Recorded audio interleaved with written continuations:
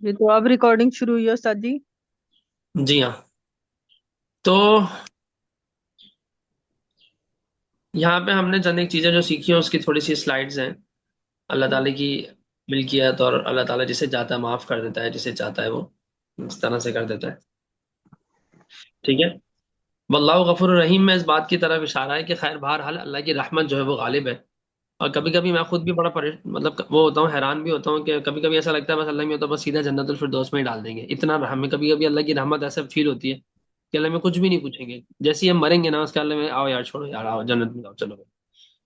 لیکن کبھی کبھی کچھ چیزیں ایسی ہوتی ہیں اپنے گناہوں یا کمی، گناہوں سے تو بچنے کی خیر حتی الامکان کوشش ہوتی ہی ہے، لیکن جو کمیاں ہیں نا ہماری، جو سستیاں ہیں، قرآن کو نہ سمجھنا ہے. بلکہ آج صبح ہی میں بڑا اللہ سے دعا بھی کر رہا تھا کہ اللہ میں قرآن سمجھا دے فجر کی نماز کے بعد، کہ قرآن ہی سمجھ نہیں آ رہا. اور جب سے میں نے وہ پڑھا ہے نا پہلے بھی شاید پڑھا تھا، ذہن میں نہیں تھا، کہ قرآن کے فہم کا سب سے کم درجہ وہ ہے جو عرب کے امیوں کو حاصل تھا.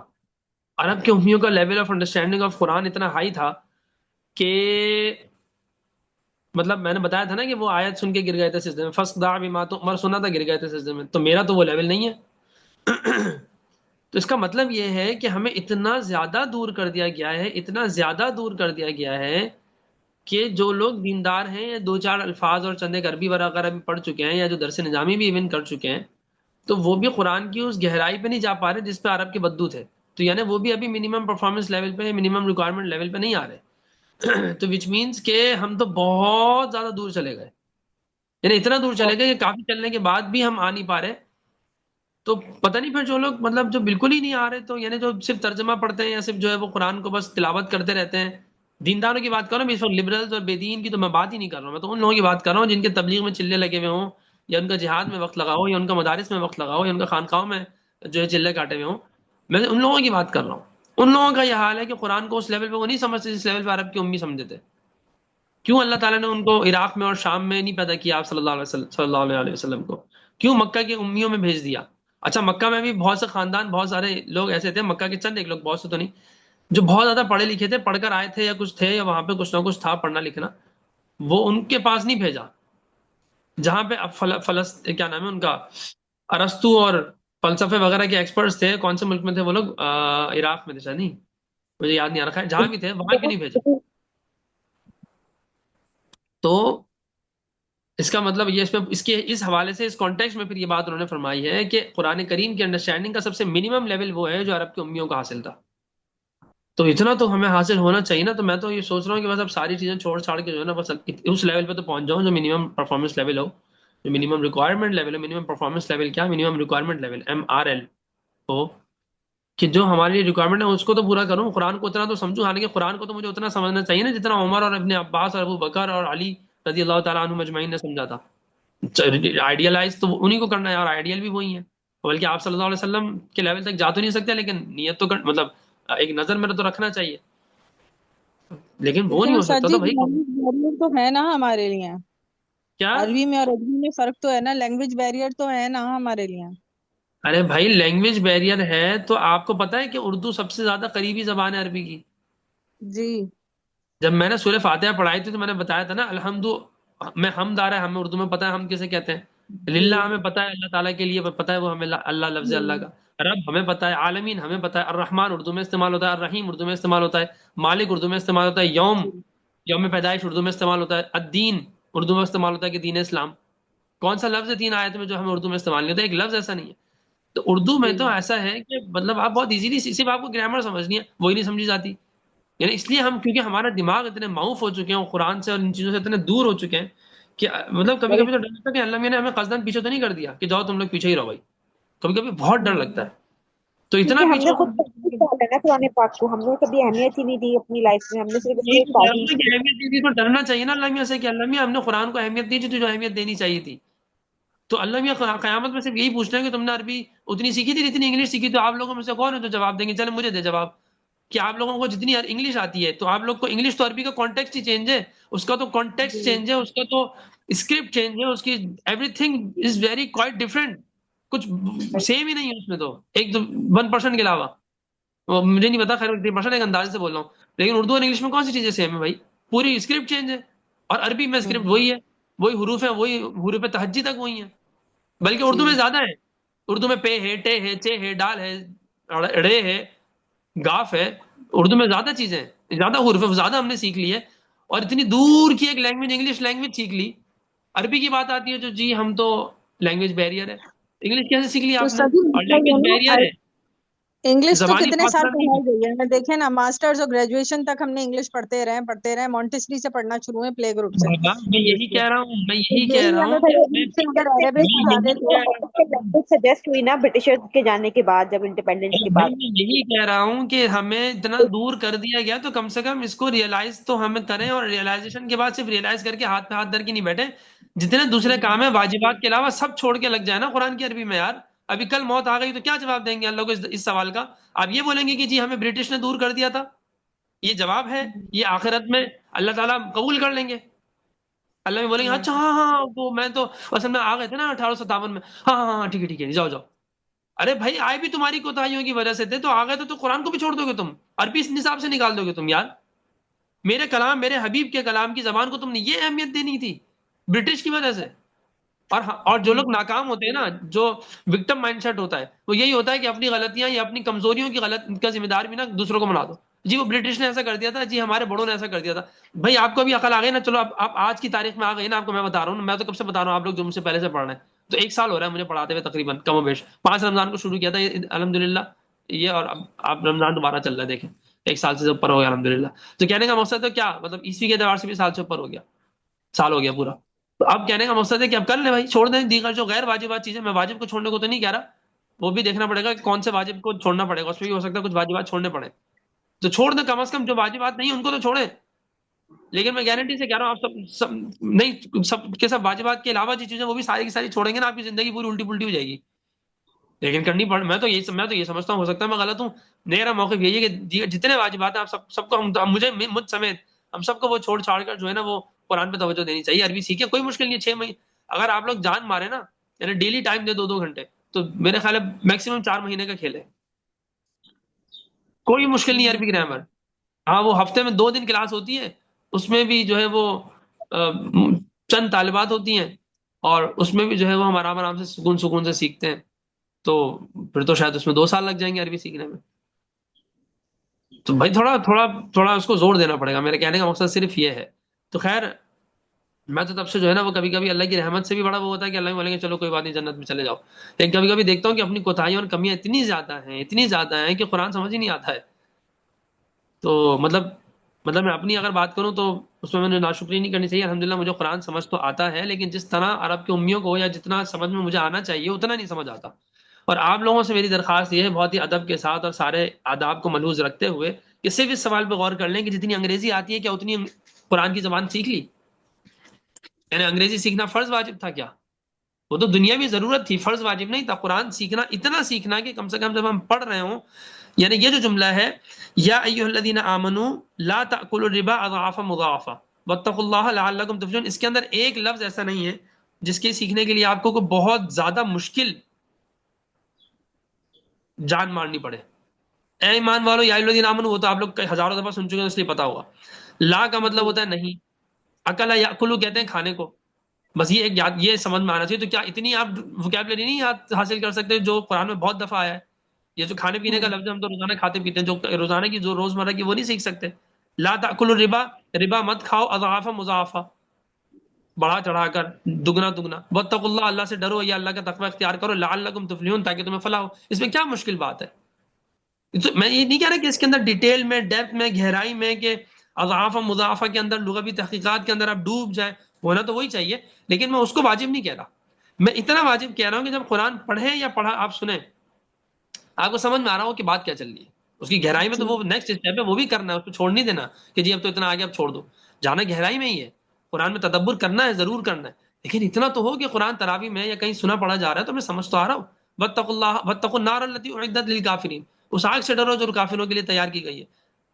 واطیعوا اللہ والرسول لعلکم ترحمون، اللہ اور اس کے رسول کی اطاعت کرو تاکہ تم پر رحم کیا جائے. وسارعوا الی مغفرۃ من ربکم، یہ سب آسان الفاظ ہیں کہ سارعوا، مسارعات، سرعت کہتے ہیں نا، بڑا سرعت، بہت سرعت ہے اس کے اندر، اردو میں بھی استعمال ہوتا ہے یہ تو.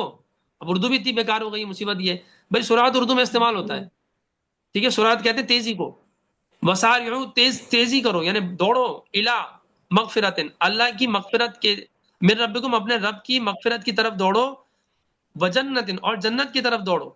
اچھا جنت کیسی ہے؟ عرض کہتے ہیں نا کپڑا کتنے عرض کا ہے کہتے ہیں نا اردو جی میں، تو جی عرضھا جس کی چوڑائی یعنی کپڑے کی چوڑائی کتنی ہے تو اس کا عرض، وجنت اس جنت کی طرف دوڑو، عرضھا السماوات والارض ایسی جنت کی طرف جس کا جو چوڑائی ہے وہ آسمان و زمین کے برابر ہے، بلکہ آسمان و زمین ہی اس کی چوڑائی ہے، یہ جو لفظی ترجمہ اگر کریں، اعدت للمتقین جو تیار کی گئی ہے متقین کے لیے. پہلے کیا کہا تھا؟ آگ سے ڈرو جو تیار کی گئی ہے کافروں کے لیے، اب کہا جا رہا ہے کہ تیار کی گئی جو متقین کے لیے اس کے لیے تم تیاری کرو جنت. پھر آگے آ رہا ہے الذین ينفقون فی السراء والضراء والکاظمین الغیظ والعافین عن الناس، جو خرچ کرتے ہیں خوشی میں بھی اور تکلیف میں بھی، والکاظمین الغیظ اور غصے کو پی جاتے ہیں، والعافین عن الناس اور جو لوگوں کو معاف کر دیتے ہیں، واللہ یحب المحسنین اللہ تعالیٰ تو ایکسلنس پہ چلنے والوں کو پسند کرتے ہیں. اچھا اب یہاں پہ ایک اور بات ہے، والکاظمین الغیظ لوگ بولتے ہیں سائیکالوجی کی بات کی تھی نا، تو میں ایک بات بتا دوں، سائیکالوجی میں یا بہت سے یعنی جو سائیکٹرسٹ ہوتے ہیں یا جو سائیکالوجی کے جو ہوتے ہیں وہ بتاتے ہیں کہ کبھی کبھی غصے کو نکال دینا چاہیے، بلکہ بولتے ہیں وہ اکثر غصے کو نکالنا چاہیے، روکنا نہیں چاہیے، اس سے آپ کے نا ٹیمپرمنٹ پہ فرق پڑتا ہے اور آپ نا بلڈ پریشر کے مریض بن جاتے ہیں. تو غصے کو جو ہے نا نکال دینا چاہیے تاکہ بھڑاس نکل جائے اور دماغ ریلیکس ہو جائے. یہ آپ لوگوں نے سنا ہوگا کہ بعض ڈاکٹرز یہ مشورے دیتے ہیں، لیکن یہ بالکل فضول بات ہے، ایسا کچھ بھی نہیں ہے، بلکہ غصے کو جتنا آپ کنٹرول کرتے ہیں اتنا ٹیمپرمنٹ میں اضافہ ہوتا ہے. ٹھیک ہے، ورنہ قرآن کبھی بھی نہیں کہتا کہ غصے کو پینے والوں کی تعریف نہیں کرتا، وہ کہتے ہیں جو لوگ غصہ آتا ہے تو کر دیتے ہیں، وہ اللہ تعالیٰ یہ کہتے ہیں پھر. ٹھیک ہے، تو تو یہ کہتے ہیں نا سائیکالوجی جو ہے نا، وہ جتنی بھی کہ سائیکالوجی ہے NLP ہے اور پتہ نہیں کیا کیا ہے نا، ان سب کو ہمیں قرآن اور سیرت سے چیک کرنا پڑے گا، اس کے بعد جا کے اس کو وہ کرنا چاہیے. ان کی بہت سی چیزیں اتنی غلط ہیں بلکہ پورے قرآن کے خلاف ہے. ٹھیک ہے، تو یہ فضول بات ہے کہ جو غصہ نکال دینا چاہیے تاکہ بلڈ پریشر نہ ہو یا دل کے اندر نہ رہے. بھائی غصہ نکالنا ہے ہی نہیں، قرآن میں اللہ تعالیٰ غصے پہ قابو کرو، اللہ کے نبی کو یہ نفسیات نہیں بتاتی، وہ تو غصہ کبھی کرتے ہی نہیں تھے. خیر میں کہنے کا مقصد ہے کہ اتنی عربی تو آنی چاہیے نا بھائی، کم از کم اتنی سیکھ لیں جتنی آپ کو اس وقت انگلش آتی ہے. بس چلے میں اور کی ڈیمانڈ نہیں، میں تو نہیں کر رہا، اتنی تو سیکھیں کہ اللہ میرے کو بولے ہم نے اتنی سیکھ لی، تو اسے ایک لفظ زیادہ سیکھ لیے گا تاکہ قیامت میں کچھ منہ دکھا سکے، ورنہ اللہ بولیں گے اچھا انگریزوں کی زبان کے برابر میں نے قرآن کی زبان کو رکھا تھا، کم سے کم ایک دو لفظ اوپر سیکھ لیجیے گا مرنے سے پہلے پہلے. کیا بولوں میں پھر اب؟ تو یہ تو منیمم ریکوائرمنٹ لیول ہے ان لوگوں کے لیے جن لوگوں نے انگلش سیکھ لی ہے. یہ جو بھی کوئی بھی دوسری زبان اپنی مادری زبان کے علاوہ سیکھ لی ہے ان کے لیے اتنا ریکوائرمنٹ لیول ضرور ہے، واجب ہے، میں سمجھتا ہوں کہ جتنا انہوں نے جو بھی دوسری زبان سیکھی ہے اس سے ایک لفظ اوپر سیکھ لیں اور ایک گرامر کا ایک رول اوپر سیکھ لیں بس. تو خیر یہ تو یہاں پہ بات ہوئی تھی کہ آیت کے آخر میں اللہ تعالیٰ فرما رہے ہیں، یہاں سے بات نکلی تھی واللہ غفور رحیم، اس بات کا اشارہ ہے کہ اللہ کی رحمت غالب ہے، تو جو لوگ حق کے خلاف لڑتے رہے انہیں بھی توبہ کی توفیق دے کر بخشا جا سکتا ہے. ٹھیک ہے، تو خیر لیکن ہمیں اس چکر میں نہیں پڑے رہنا. اچھا جی، یا ایھا الذین آمنوا لا تاکلوا الربا، اے ایمان والو مت کھاؤ سود، مت کھاؤ. ٹھیک ہے، تقوی اور فلاح دونوں دونوں کی بات ہو رہی ہے اسی آیت میں. اے ایمان والو لا تاکلوا الربا اضعافا مضاعفہ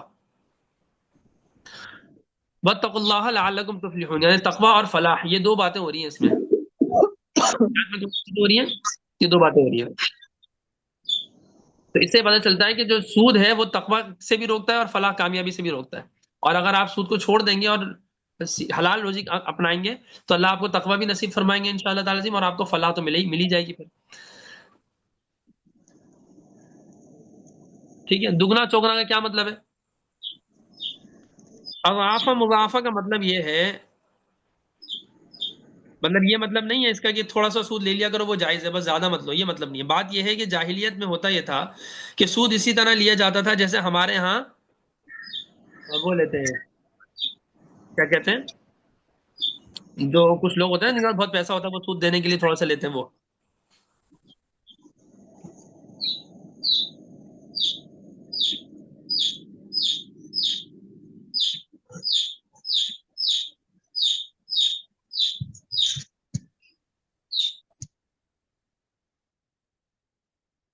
تو خیر اچھا ایک سیکنڈ سلائڈ آف ہو گئی.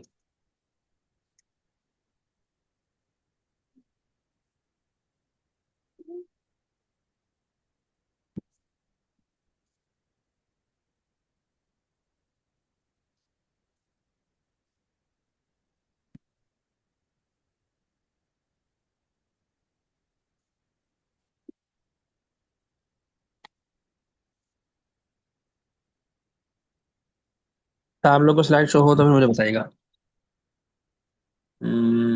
سلائڈ تو نہیں، اسکرین کی بات کر رہا ہوں، اسکرین شیئر ہوگی. کہاں گیا بھائی؟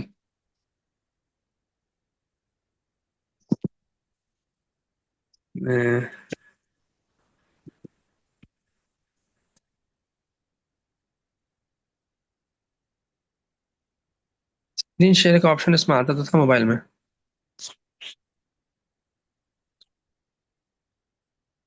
مور میں جا کے شیئر میں جائیں نا، آ جائے گا. آپشن ہی نہیں آ رہا.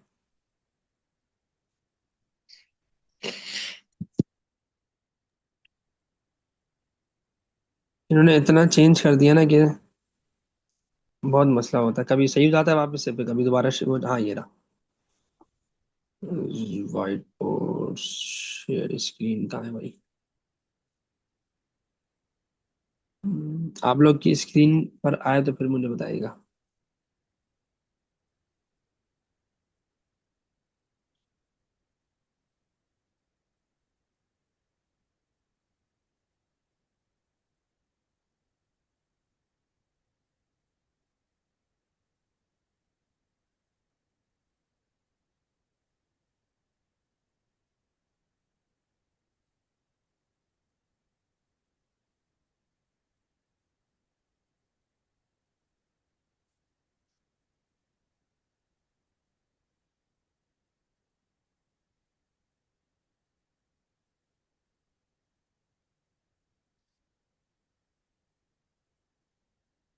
ہاں جی. تو استاد جی پھر ذرا یہ بتائیں کہ پھر غصے کو کیسے پیا جائے؟ اسکرین آگے شیئر ہو گئی اسکرین؟ آ گئی. ٹھیک ہے. غصے کو کیسے پیا جائے؟ غصے کو روکنا پڑتا ہے، بس کنٹرول کریں، زبان فوراً سے بند رکھیں. بیٹھ جائیں، کھڑے ہوں تو کھڑے، بیٹھے تو لیٹ جائیں، لیٹے ہوئے ہوں تو کھڑے ہو کے جائیں اور پانی پی لیں. پھر بھی نہیں جائے تو وضو کر لیں. وضو پی کے بعد بھی نہیں جائے تو کچھ نہیں کریں، 2 رکعت نفل کی نیت باندھ لیں، بس ختم ہوئی بات. پھر کر کے دکھا دو غصہ. اللہ تعالیٰ کے نبی نے ہمیں بتایا ہے، اس کا طریقہ پورا سمجھا دیا ہے. سائیکالوجی کے اوپر آپ کو پی ایچ ڈی کرنے کی ضرورت نہیں ہے غصے پہ قابو کرنے کے لیے. دین اور قرآن اور حدیث اور سیرت اور سنت اتنا آسان ہے نا، اتنا آسان ہے کہ ہم لوگ جتنی کمپلیکیٹڈ چیزیں پڑھ چکے ہیں نا، صرف میٹرک تک، ہم میں سے سب نے میٹرک تو کیا ہی ہے نا، سب اس سے ماشاء اللہ ماسٹرز اور پتہ نہیں کون کون ہے آپ لوگ. تو صرف میٹرک تک میں آپ کو دعوے سے پورے وثوق سے کہہ سکتا ہوں کہ ہم نے جتنی کمپلیکیٹڈ چیزیں پڑھی ہیں نا، ان میں سے یعنی قرآن میں کوئی، قرآن اور حدیث میں، یعنی سیرت اور سنت میں، پورے قرآن میں، پورے دین میں کوئی چیز بھی اتنی کمپلیکیٹڈ نہیں ہے جس سے زیادہ کمپلیکیٹڈ چیز ہم پڑھ چکے ہیں. کوئی ایک چیز کو مجھے لا کے دکھا دینا، میں ثابت کر کے دکھا دے. کوئی ایک چیز ثابت کر دے کہ جو اتنی کمپلیکیٹڈ ہو تو ہم میٹرک تک اپنے اوپر کمپلیکیشنز ڈال کر وہ جھیل کر پڑھ چکے ہوتے ہیں، اس سے گزر چکے ہوتے ہیں. بات کی اہمیت کی ہے اور کچھ بات نہیں ہے. میں یہ نہیں کہہ رہا یہ نہیں پڑھنا چاہیے، ہاں میٹرک تو خیر نہیں کرنا چاہیے، وہ تو بالکل غلط ہے. لیکن دینی دنیاوی علوم حاصل نہیں کرنے چاہیے، میں یہ ہرگز نہیں کہہ رہا. میں تو خود کہتا ہوں کرنے چاہیے. میں تو اس کا بہت، مدارس میں تو میں بہت زور دیتا ہوں. مدارس یا جو دین طلبہ ہمارے ہوتے ہیں ان کو تو میں اس کا بہت زور دیتا ہوں کہ بھائی تم لوگ کچھ حاصل تو کچھ تو سیکھو دنیاوی لحاظ سے. ہر چیز کو حرام حرام کہہ کے تم لوگوں نے سائڈ پہ لگا دیا. ان لوگوں کو وہاں وہ تھوڑی سی کمی ہے، لیکن وہ خیر ان سے جنت جہنم کا مسئلہ نہیں ہے. اگر انہوں نے دنیا نہیں سیکھ لی تو کوئی اتنا بڑا مسئلہ نہیں ہو جائے گا. ان کو اگر H2O نہیں پتا ہوگا، H2SO4 نہیں پتا ہوگا تو پھنس نہیں جائیں گے وہ، جنت میں حساب نہیں دینا پڑے گا. لیکن ہمیں یہاں پہ یہ نہیں پتا ہوگا تو ہمیں دینا پڑ جائے گا حساب. تو یہاں ذرا زیادہ سنگینی ہے، وہاں سنگینی کم ہے. تو کہنے کا مقصد ہے وہ ضرور سیکھے، لیکن اتنا تھوڑی کہ مطلب آپ بالکل قرآن اور حدیث سمجھنے کی ہی صلاحیت ہی یعنی کچھ آپ پڑھ ہی نہیں پا رہے ہو. اور مجھے حیرانی ہوتی ہے، بولتے ہیں علماء، ایسا نہیں بول کے نہیں بولتے ہیں، لیکن میرے خیال جتنا سارے علماء کو اس پہ بولنا چاہیے نا، سیکھنے پہ عربی زبان پہ، اتنا نہیں بولتے. ہاں جو بڑے مدارس کے بڑے علماء وہ اتنا وہ بولتے ہیں. مفتی ابو لبابہ صاحب نے پوری کتاب لکھ دی قرآن عربی سیکھیے، جو آپ خود پڑھ کے بھی سیکھ سکتے ہیں تھوڑی سی کسی بھی عالم کی رہنمائی سے. قرآن عربی سیکھ سکتے ہیں. اے آئی سے پیسے کمانا سب سیکھ رہے ہیں. اے آئی سے بولے عربی سکھا دو یار، فری میں سیکھ لیں اس سے. لیکن خیر وہ فری والا اتنا اچھا نہیں ہوتا، پیسے خرچ کرو تو پھر اچھا آپ کو جواب دیتا ہے. خیر یا الذین آمنوا لا تأکلوا الربا اضعافا مضاعفہ کے مطلب بھائی وہ کیا کرتے تھے، 100 روپے دیے اور بڑھا چڑھا کے بڑھاتے چلے گا یہاں تک کہ 100 روپے میں ہزاروں روپے کی جائیدادوں کے مالک بن بیٹھے تھے. اس طرح کرتے. تو اس صورت کو یہاں پہ اضافہ مضاعفہ سے تعبیر کیا گیا. یعنی اول تو سود مطلقاً حرام ہے، لیکن یہ صورت تو اور بری ہے. جیسے کوئی کہے کہ میاں مسجد میں گالیاں مت بکو، تو اس کا مطلب یہ تھوڑی ہے کہ باہر گالیاں بکو. یہ مطلب ہوتا ہے کیا؟ کوئی آپ کو بولتا ہے یار حرم میں تو یار گالیاں مت بکو، یا مسجد میں تو یار چیخو مت، گالیاں مت بکو، تو اس کا مطلب یہ ہوتا ہے کہ ہاں مسجد سے باہر جا کے خوب چیخو ثواب ملتا ہے یا جائز ہو جاتا ہے. یہ نہیں ہوتا. مقصد یہ ہوتا ہے کہ یار یہاں یہ ایک اس میں بولا جاتا ہے. بڑی چیز کو منع کرنے کا مطلب یہ نہیں ہوتا بعض اوقات کی چھوٹی چیز جائز ہے. وہ دیکھنا پڑتا ہے کہ چھوٹی چیز پھر کیا ہوتی ہے، کیا وہ جائز ہے یا نہیں ہے، تو وہی ناجائز ہے. واضح طور پہ ہمیں قرآن اور حدیث سے پتہ چلتا ہے. تو اس کا مطلب یہ نہیں ہوتا کہ باہر آپ جو ہے نا مسجد کے باہر آپ وہ کر دو. ٹھیک ہے، خیر. واتقوا اللہ لعلکم تفلحون، یعنی سود کھانے میں تمہارے لیے بھلائی نہیں ہے.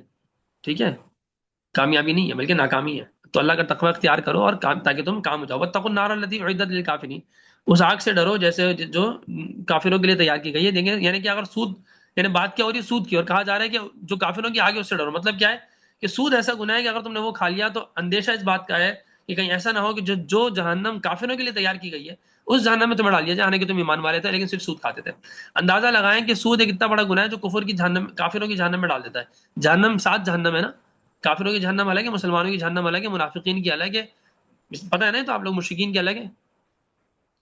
تو کافروں کی جہنم میں مسلمانوں کو ڈال دیا جائے، کتنی خطرناک بات ہے. تو بھائی یہ بہت خطرناک چیز ہے. اس لیے جو ہے نا جن لوگوں کے بھی آپ کے بینک اکاؤنٹس ہے نا، کسی کے بھی کسی بھی کنونشنل بینک میں اگر اکاؤنٹ ہے، فوراً 1 سیکنڈ میں جو ہے نا آج کی تاریخ میں ہی اس کو ختم کرنا ہے وہاں سے. اور اگر کوئی مجبوری ہے، فار ایگزامپل جاب کرتے ہیں یا کہیں سے پیسے آتے ہیں اور وہ اسی بینک میں آتے ہیں تو ٹھیک ہے، وہ کرنٹ ہو تو پھر اچھا ہے. اس کو اگر سیونگ ہے تو پھر تو بہت ہی بڑا خطرناک بات ہے. سیونگ کو فوراً کنورٹ کریں کرنٹ میں، اور جیسے ہی اس میں پیسے آیا کریں فوراً نکال کے کسی اپنے ایک اور بینک اکاؤنٹ کھلوائیں، میزان میں یا بینک اسلامی میں، اسلامک بینک میں کھلوائیں، اور اس میں جو ہے وہ آپ اپنے ایک اکاؤنٹ کھلوائیں. جیسے ہی اس میں پیسے ہیں فوراً اس میں ڈال دیں. 1 گھنٹہ بھی اس میں 1 منٹ بھی اس میں پیسے رہنے نہ دیں. یعنی اپنے طور پہ پوری کوشش کریں کہ جیسے ہی پیسے آئیں آپ کے کنونشنل اکاؤنٹ میں، سودی بینک میں، فوراً سے آپ جو ہے وہ اس کے پیسے اپنے نکال کے اسلامک بینک میں رکھیں، تاکہ آپ کی وجہ سے ایک ذرہ بھی ان بینکوں کو کمانے کا موقع نہ ملے، آپ کے پیسوں سے وہ سود نہ کما سکے. ورنہ سود پہ معاونت کرنے والے کو بھی گناہ ملتا ہے جیسے سود لینے والے کو گناہ ملتا ہے. تو یہ کام کریں، سود کو چھوڑ دیں بھائی. تو اگر فوراً سے جیسے پیسے آئے فوراً سے نکلوا لے، ہاں بینک تو میں وہ رکھ بھی، لے. ہاں لیکن یہ اس صورت میں کہہ رہا ہوں جب آپ کی مجبوری ہو اس بینک میں اکاؤنٹ کھلوانا. فار ایگزامپل آپ کہیں ایسی کمپنی میں جاب کرتے ہیں کہ جن کا اکاؤنٹ اسی میں سیلریز آتی ہیں، اس کے علاوہ وہ کہتے ہیں کہ ہم سیلری دیں گے ہی نہیں. لیکن اگر وہ کہتے ہیں کہ ہم آپ کو آپ کے اکاؤنٹ میں دے دیں گے، ایسی بہت کم کمپنیز ہیں میں مطلب میری نالج میں، تو ایسا کوئی نہیں کرتا. آپ تھوڑا سا پریشر دیں اور 2-3 لوگوں کو ساتھ ملا کے دیں تو وہ دوسرے اکاؤنٹ میں بھی کھلوا لیں گے. اور نہیں بھی کھلوائیں گے تو کم سے کم آپ کے اکاؤنٹ میں تو سیلری ڈال دیں گے نا، آپ کے اسلامک بینک میں.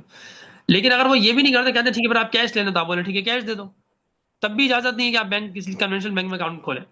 لیکن اگر کہتے ہیں ہم کیش بھی نہیں دیں گے، ہم کسی اور اکاؤنٹ میں بھی دیں گے، صرف یہی ایک واحد صورت ہے، تو سب سے پہلے تو آپ کوشش کریں کہ آپ کسی اور جگہ جاب مل جائے. اور جب تک نہیں ملتی تب تک آپ ان کے چکر میں پھنسے میں، تب تک آپ اکاؤنٹ کھلوا لیں اور بولیں ٹھیک ہے آپ بھیجیں. لیکن جیسے ہی پیسے آئیں تب تک کا ایک عارضی، یہ پیناڈول دے رہا ہوں میں، یہ کوئی جواز کا آپ کو صحت، یہ علاج نہیں ہے، یہ پیناڈول ہے جو وقتی آپ کو عذاب سے بچا لے. یعنی وقتی آپ کی وہ تکلیف ہے، علاج آپ نے کرنا ہے اس کا.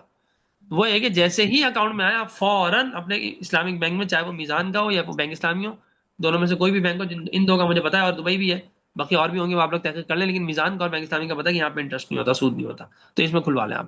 اور اس میں فوراً سے پیسے ٹرانسفر کر دیں، اپنے اس اکاؤنٹ میں مت رکھیں. تو اے ایمان والو، سود مت کھاؤ ورنہ کافروں کی جہنم میں ڈال دوں گا. یہ مطلب بھی اس بات کا ہو سکتا ہے. اللہ اعلم. واطیعوا اللہ والرسول لعلکم ترحمون، اللہ اور اس کے رسول کی اطاعت کرو تاکہ تم پہ رحم کیا جائے. کیا مطلب کہ اگر رسول اور اللہ کی اطاعت نہیں کرو گے تو پھر رحم کو چھوڑ دو. ٹھیک ہے، پھر یہ باتیں مت کرو کہ جی رحم اطاعت کرنی رہو اور اللہ رحم مانگو، تو یہ کوئی بات نہیں ہوتی. آپ اللہ کی اور رسول کی اطاعت کرو تاکہ تم پر رحم لیا جائے، رحم کیا جائے تم پر. ٹھیک ہے. اچھا ایک چیز یہ ایک اور بھی سلائڈ، سود کی نفسیات. سود خوری، بغیر محنت کے مفت کمال حاصل کرتے ہیں، سستی بڑھتی ہے. ٹھیک ہے، حرص بڑھ جاتا ہے. ٹھیک ہے، ہمدردی ختم ہوتی رہتی ہے، بلکہ اور جو ہے نا ظلم کی عادت بن جاتی ہے. اور انسان جو ہے نا جس طرح بخیل ہوتا ہے، امام غزالی رحمہ اللہ نے کام کیا ہے نا اس پہ، بہت اور بھی علماء نے کیا ہے. لیکن ہمارے جو کیریکٹر ٹریٹس ہوتے ہیں نا وہ آپس میں ایک دوسرے سے انٹر کنیکٹڈ ہوتے ہیں. تو بزدلی کا تعلق ہوتا ہے بخل سے. ٹھیک ہے، تو اگر آپ بخل اختیار کریں گے تو بزدلی بڑھے گی، اور بزدلی کریں گے تو بخل بڑھے گا. دونوں چیزیں ہوتی ہیں، اور عام طور پہ بزدلی کرنا نہیں ہوتی، دوسرے کیریکٹر ٹریٹس کی وجہ سے بزدلی بڑھ رہی ہوتی ہے. تو بخل کرنے سے بزدلی بڑھتی ہے. آپ کو جب ڈر لگ رہا ہو نا تو آپ صدقہ کر دیا کریں، تو اس سے فرق پڑے گا ان شاء اللہ تعالیٰ. بلکہ اپنی عادت بنا لیں کہ روزانہ جو ہے نا وہ مثال کے طور پر 100 روپے 200 روپے 1000 روپے 2000 روپے صدقہ کر دیں، اپنی استطاعت کے حساب سے 2000 روپے 1000 روپے صدقہ کر دیا کریں. ٹھیک ہے، یعنی اپنی جو ٹوٹل انکم ہے نا، اس ٹوٹل انکم کا 1000واں حصہ، یعنی 0.1%، روزانہ صدقہ کیا کریں. فار ایگزامپل اگر آپ کی انکم 1 لاکھ ہے تو روزانہ 100 روپے صدقہ کیا کریں. ایک ویسی مثال اپنے حساب سے کہہ رہا ہوں, مرضی ہو, کوئی فرض واجب نہیں ہے, ایسی ایک مشورہ دے رہا ہوں, ٹھیک ہے, کم زیادہ کر سکتے ہیں. جنگ احد اور سود کا تعلق یہ تھوڑا سا میں نے بتا دیا تھا, تو وہی بات جو ہے وہ یہاں پر آئی بیان کی گئی ہے. اچھا جی, واتقوا النار التی وقودها الکافرون, یہ ساری باتیں میں نے بیان کر دی ہیں. اچھا پتہ نہیں یہ ریکارڈ ہو رہا ہوگا نہیں ہو رہا ہوگا, مجھے نہیں سمجھ میں آ رہا یہ جو سلائڈ ہے. ریکارڈ ہو رہا ہے کیونکہ اوپر آ رہا ہے ریکارڈنگ نہیں مینشن. تو آ رہا ہے سلائڈ چینج کر رہا ہوں تو اس سے آ رہا ہوگا, ریکارڈ بھی ہو رہا ہوگا یہ. جی جی ہو رہا ہے ریکارڈ. چلے اللہ کرے ہو رہا ہو. اچھا جی, باطیع اللہ و رسول اللہ لعلکم ترحمون, یہ میں نے آپ لوگوں کو بتا دیا.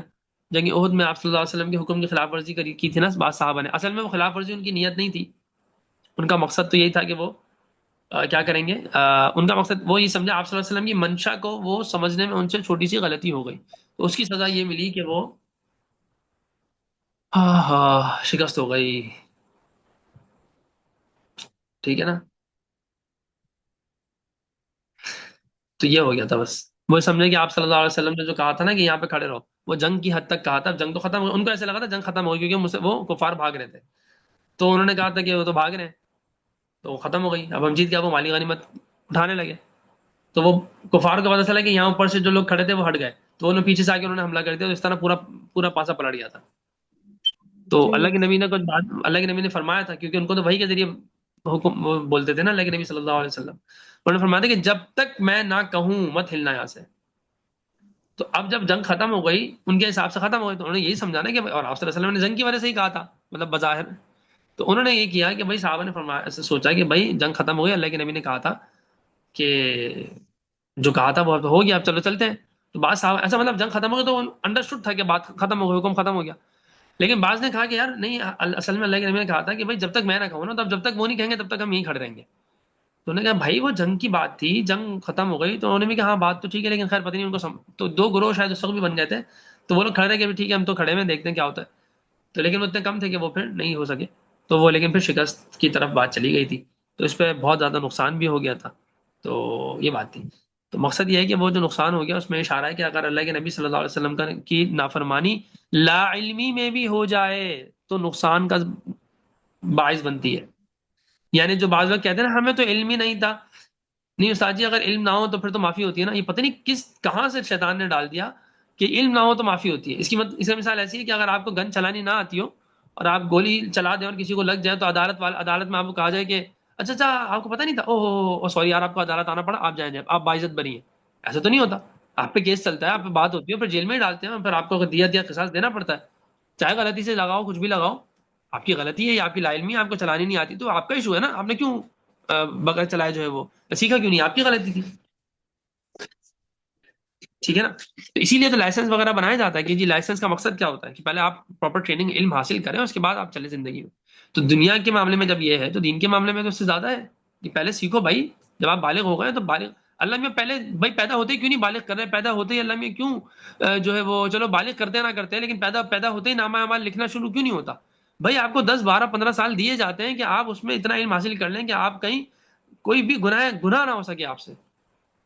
یعنی بالغ ہونے سے پہلے واجبات کا علم ہونا لازمی ہے, ورنہ آپ تو گناہ کر جائیں گے, آپ کو تو پتہ ہی نہیں ہوگا. اور پھر آگے سے ہم بولتے بھی کیا علم نہیں تھا, یعنی چوری اوپر سے سینہ زوری, ہمیں تو نہیں پتا تھا, چوری اوپر سے سینہ زوری. ٹھیک ہے, تو آپ کو سوچنا کیا ہے. وسارعوا الى مغفرۃ من ربکم وجنۃ عرضها السماوات والارض اعدت للمتقین, اس جنت کی طرف دوڑو جو اللہ تعالیٰ نے بنائی ہے, جو آسمان و زمین سے بھی زیادہ کیا ہے, بڑی ہے اور کشادہ ہے. اچھا ایک سیکنڈ رکے ذرا, بیل بجی ہے.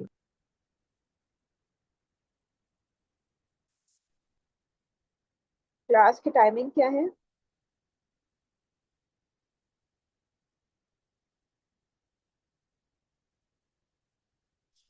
کلاس کی ٹائمنگ ہمارے 6:20 ٹو 8 o'clock ہے.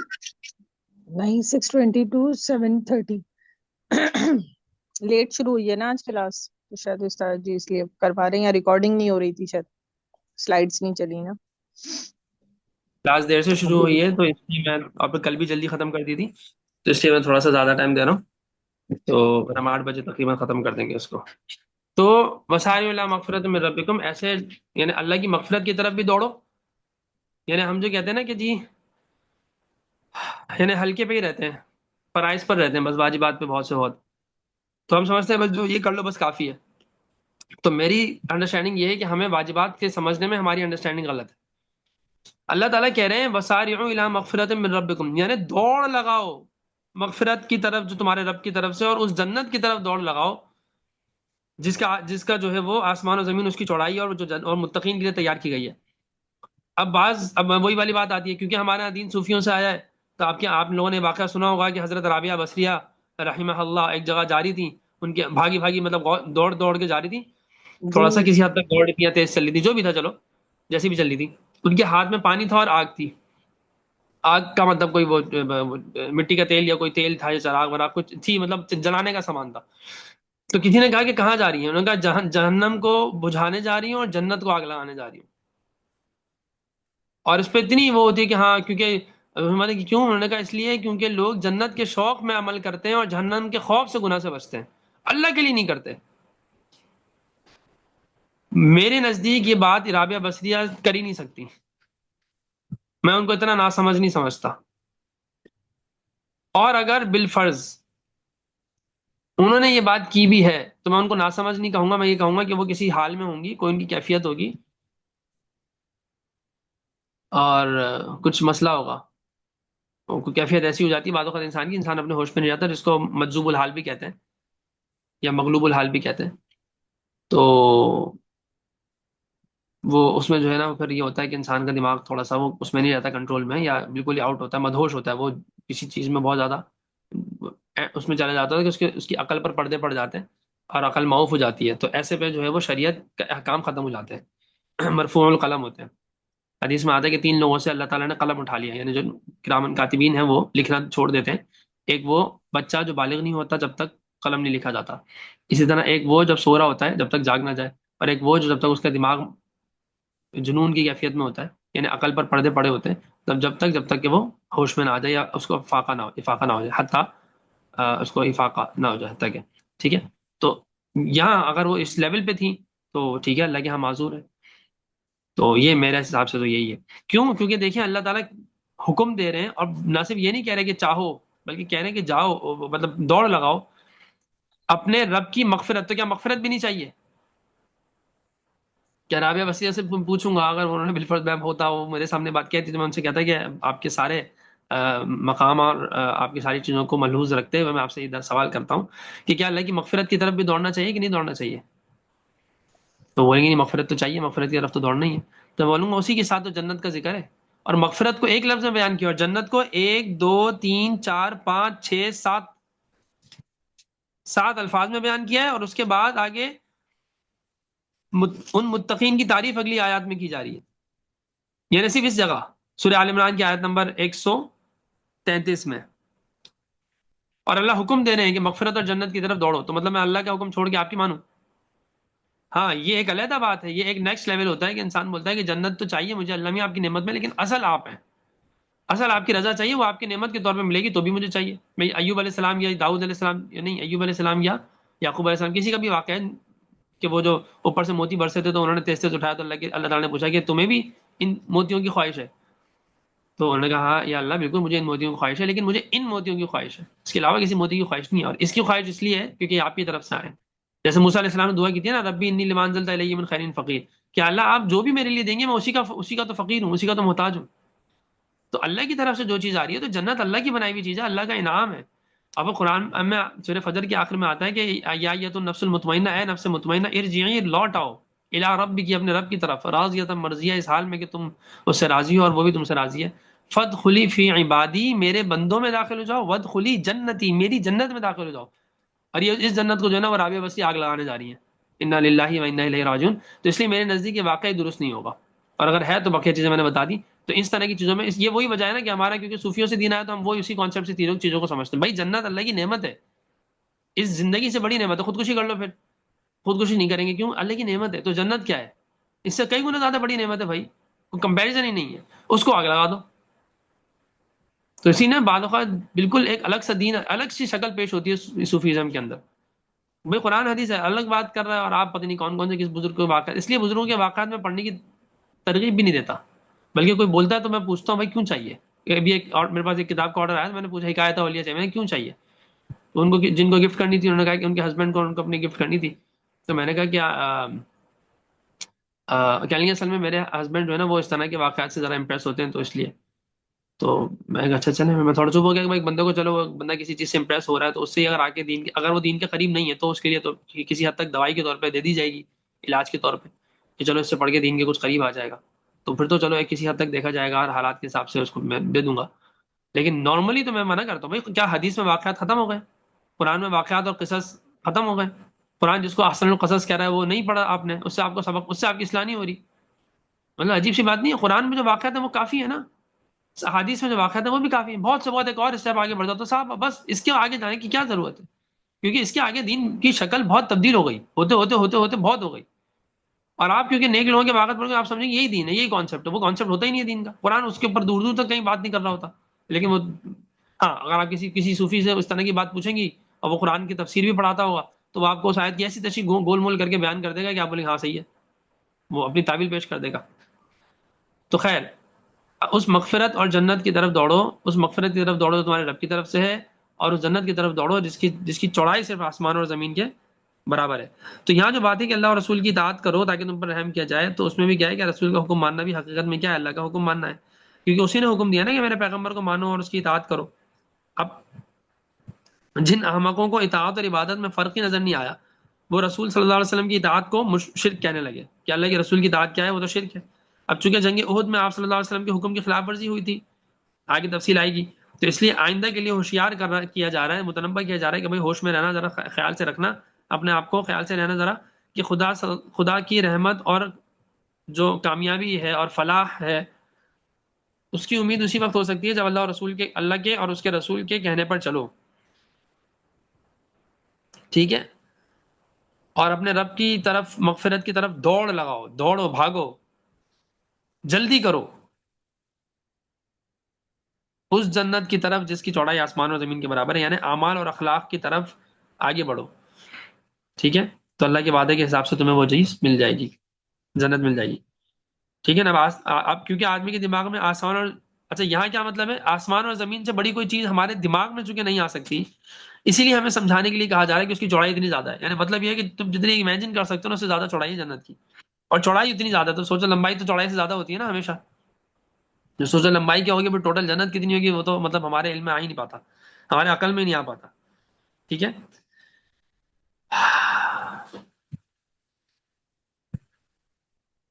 ٹھیک ہے. ہاں یہ دیکھیں سلائڈ آپ لوگ کے سامنے آ گئی.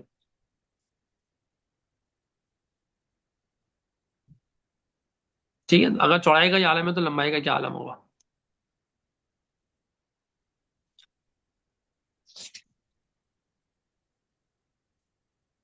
میرے خیال ہے یہاں پہ ہم اس کو روک دیتے، کتنا بچائیے. اچھا یہ لاسٹ سلائڈ ہے، چلیں. الذين ينفقون في السراء والضراء والكاظمين الغيظ والعافين عن الناس والله يحب المحسنين. کہ چلیں اس آیت کو ہم بعد میں پڑھ لیں گے، اس کو صرف سلائڈ کو دیکھ لیں کہ ابدی اور ہمیشہ کی کامیابی جنت میں ملے گی، جہنم سے نجات ملے گی، اور روحانی استقامت جو ہے وہ اللہ اور رسول کی اطاعت سے ملے گی، اور مال کی پاکیزگی جو ہے وہ سود سے بچنے میں ملے گی. یعنی یہ تینوں چیزیں جو ہیں وہ ہمیں آج کے سمجھنے کی خلاصہ ہے آج کی ہماری پوری کلاس کا. ٹھیک ہے؟ تو دنیا کا عارضی مال چھوڑ کر اللہ تعالیٰ کی جو ان لمیٹڈ، جو لامحدود مغفرت اور جنت ہے، یعنی اللہ کی مغفرت تو ہے ہی ان لمیٹڈ، اس کی بھی کوئی حدود نہیں ہے، جو جس کی وجہ سے کبھی کبھی اتنا دماغ جو ہے نا وہ مطلب دماغ میں نے جیسے بتایا کبھی کبھی یہ خیال آتا ہے کہ اللہ میں تو جیسے ہی مریں گے نا ویسے ہی مریں گے، بھائی آؤ سیدھا جنت الفردوس میں چلے جاؤ. مطلب کبھی کبھی اللہ کی رحمت سے ایسا وہ ہوتا ہے کہ وہ ایسی فیلنگ آتی ہے کہ اللہ میں یار نہیں دیں گے عذاب، اتنے ہم اتنا پیار کرنے والے ہیں، وہ بولیں گے چھوڑو یار، نمازیں بھی چھوڑ دی ہوں گی، سب بھی کر دیا اللہ چھوڑو یار کوئی بات نہیں، ہو گیا نا، چلو آ جاؤ آ جاؤ. ہاں درجات میں فرق ضرور ہوگا، وہی اتنی تکلیف دہ چیز ہوگی. خیر جنت میں تکلیف تو نہیں ہے، لیکن ایک ہوگا نا کہ یار ہمیں بھی وہی درجہ ملتا، یعنی مزے کم ہو جائیں گے. کہاں آپ بھائی ایک بندہ ہے جو آپ صلی اللہ علیہ وسلم کے ساتھ ہے، ایک بندہ ہے جو روزانہ ملتا ہے بس، ایک بندہ ہے جو ہفتے میں ملتا ہے، ایک مہینے میں ملتا ہے، ایک سال میں ملتا ہے، ایک 10 سال میں ملتا ہے، ایک 100 سال میں ملتا ہے، ایک 1000 سال میں ملتا ہے، 1 لاکھ سال میں ملتا ہے، 1 کروڑ سال کے بعد آپ صلی اللہ علیہ وسلم سے ملے گا. تو بھائی فرق تو پڑ جائے گا نا اچھا خاصا. تو یہی بہت ہوگا. کبھی کبھی یہ فیلنگ بھی آتی ہے، لیکن جو حقیقی بات ہے وہ یہی ہے کہ بھائی فرائض اور واجبات تو چھوڑے نہیں جا سکتے. تو پھر یہ ہوتا ہے کہ بس فرائض کر لو اور واجبات کر لو، بس بقیہ کی ضرورت نہیں ہے. تو جنت الفردوس مل جائے گی. تو خیر اصولی لحاظ سے تو یہی ہے قاعدہ قانون کہ فرائض اور واجبات ہوں، اور آپ نے ایک بھی کبھی زندگی میں ایک دفعہ نفل نماز بھی نہ پڑھی ہو، لیکن فرائض واجبات اور سنت موقدہ، فرائض واجبات تو لازمی، اور سنت موقدہ بھی کبھی چھوٹ گئی تو ایک الگ بات ہے، لیکن ایک حد تک اس کا بھی خیال ہو تو انشاءاللہ پھر جنت الفردوس ہی ملے گا سیدھا، بغیر حساب کتاب، مطلب حساب کتاب ہوگا بھی تو جنت میں ہی جائیں گے، جہنم کی آہٹ بھی نہیں سنیں گے. تو فرائض اور واجبات تو کر لیں. تو اور میرے نزدیک میں نے بات کی بھی تھی کہ جن لوگوں نے اپنی مادری زبان کے علاوہ کوئی بھی دوسری زبان پڑھ کر سیکھی ہے، ان کے لیے قرآن کریم کی اتنی عربی سیکھ لینا کہ قرآن جب پڑھا سنا جا رہا ہو اور حدیث جب پڑھی سنی جا رہی ہو تو ان کو سمجھ آ رہا ہو کہ بات کیا چل رہی ہے، اس لیول کی عربی اور اس لیول کا فہم قرآن اور فہم حدیث سیکھنا ان پہ واجب ہے. ہاں وہ ان پڑھ لوگ، دیہاتی اجڑ لوگ، یا بالکل ہی جہاں پہ بالکل بھی وہ نہیں ہوتا پڑھائی کا نظام، وہ لوگ اگر نہیں سیکھ رہے تو شاید ان کو معافی ہو، یا ان کے لیے شاید واجب کا میں نہیں دوں گا فتویٰ. اس کی وجہ یہ ہے کہ وہ اللہ نے ان کو پڑھنے لکھنے کے لیے نہیں بنایا. ہاں بس ان کو بنیادی احکام کا پتا ہو، کہیں سے بھی سن کے پتا ہو تو بھی کافی ہے، فرض ادا ہو جائے گا. اور قرآن سنے تو بس ان کو بس قرآن ادب اور لحاظ سے سن لیں، بھلے ان کو سمجھ نہ آ رہا ہو، کیونکہ وہ بیچارے بہت نہ سمجھ ہیں، ان کو اتنا نہیں سمجھ آتا. ہاں لیکن جتنا بھی تھوڑا بہت سمجھ سکتا ہو اتنی کوشش تو کریں، وہ کوشش کرنا تو ان پہ بھی لازم ہوگا. لیکن اگر نہیں بھی آ رہا تو وہ ان سے انشاءاللہ تعالیٰ پوچھنی ہوگی، کیونکہ ٹھیک ہے وہ اللہ تعالیٰ نے لوگوں کو مختلف کاموں کے لیے پیدا کیا ہے نا. اگر جو ہے وہ کسانوں کو بھی اتنا علم ہو جائے جتنا مجھے اور آپ کو ہے، تو پھر وہ کسان تھوڑی بنے گا. پھر وہ تھوڑی وہ زمین کو وہ کرے گا، بیج تھوڑی ڈالے گا بیٹھ کے، اتنی خواری والے کام تھوڑی کرے گا. وہ آئے گا، وہ بھی بیٹھے گا آفس میں اے سی میں سکون سے کرے گا کام اپنا. تو اللہ تعالیٰ نے ایک سسٹم بنایا نا پورا، تو وہ اللہ کی تقسیم ہے. تو اس تقسیم کے علاوہ اب آپ اور میں، ہم سب جو یہاں بیٹھے ہیں، ہم سب کو English, Urdu, chemistry, physics, maths, biology, پتہ نہیں کیا کچھ آتا ہے. نہیں آتا تو کیا نہیں آتا جی، عربی نہیں آتی، کیوں جی مشکل ہے، کیوں جی ہماری زبان نہیں ہے. تو یہ سب جو ہے نا وہ لیم ایکسکیوزز ہیں، اس کے علاوہ کچھ نہیں. اس میں میں بات کر چکا ہوں. تو اس کے اوپر ہمیں ہر وقت، میں اس لیے بار بار بولتا رہتا ہوں، آپ لوگ بھی سوچتے ہیں کہ استاد جی ایک ہی بات لے کے بولتے رہتے، تو اس ایک بات کو آپ تب بھی نہیں مان رہے، یعنی تب بھی اس لیول پہ نہیں آ رہے. جو لوگ آ رہے ہیں وہ تو آ رہے ہیں، جو لوگ نہیں آ رہے وہ بھی آ رہے ہیں. چلو میں کچھ نہیں کہتا آپ لوگوں کو. تو آپ لوگ جو ہے وہ بس تھوڑی سی کوشش کریں، ہمت کریں، ٹائم نکالیں، ڈیلی 1 گھنٹہ نکالیں، عربی سیکھیں، اللہ سے معافی مانگیں. رمضان کے مہینے شیطان بندے بھائی، ابھی تو ہمت کر لیں، اور جب اس پہ چل پڑیں گے تو، اور اگر آپ لوگ بولیں گے تو میں نے پلان تو کر لیا، میں نے ویڈیو بھی بنا لی ہے. میں ایک پورا کورس صرف عربی سکھانے کے لیے الگ سے سیپریٹلی لانچ کر رہا ہوں، جس کے اندر عالمات صرف اس میں صرف عالم کا کورس نہیں ہوگا، پھر اس میں صرف عربی ہوگی، اس میں صرف میں عربی سکھاؤں گا، قرآن کی عربی سکھاؤں گا. اس میں کوئی فقہ، کوئی حدیث، تفسیر کچھ نہیں ہوگا اس کے اندر. عالمات کا کوئی اصول فقہ کچھ نہیں ہوگا اس کے اندر، منطق شنطق سیرت کچھ نہیں ہوگا، صرف عربی ہوگی. عربی سکھانے میں قرآن اور حدیث کی آیتیں تو بیچ میں آئیں گی، وہ ایک الگ بات ہے، لیکن سکھانا صرف عربی ہوگی اس کے اندر.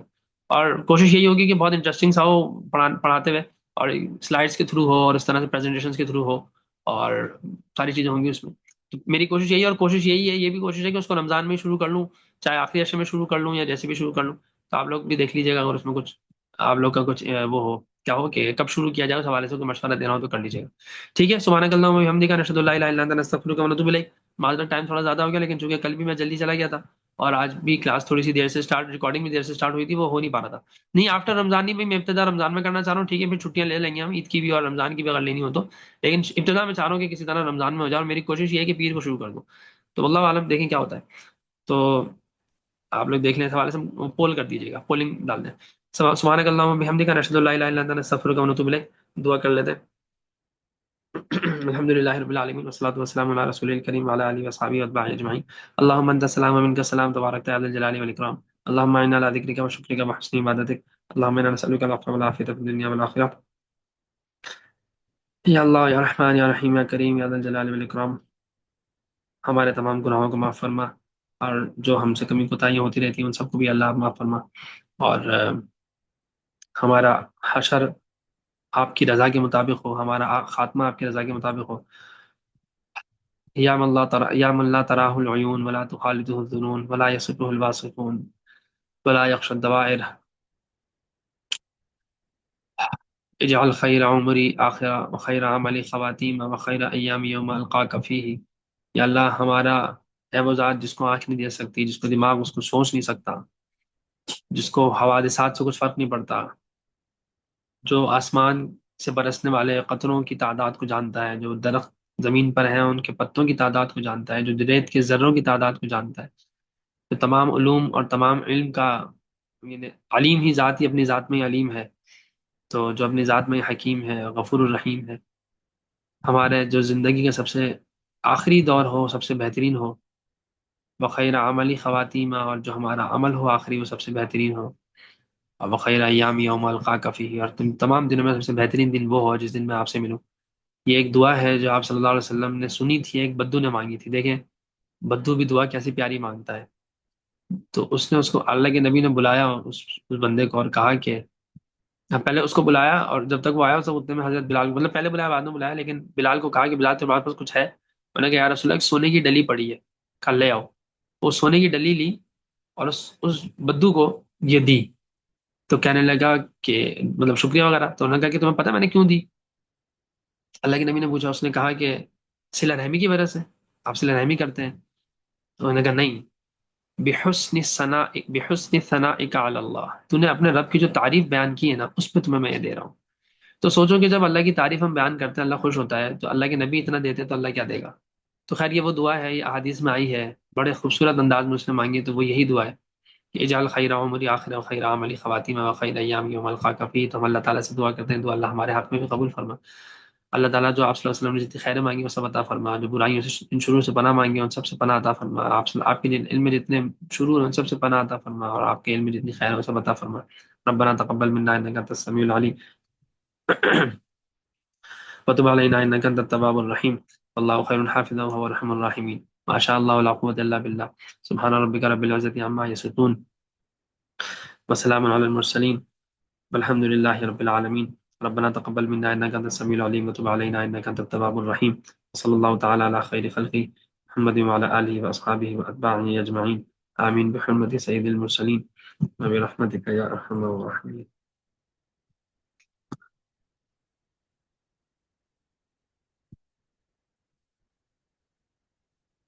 السلام علیکم ورحمۃ اللہ وبرکاتہ۔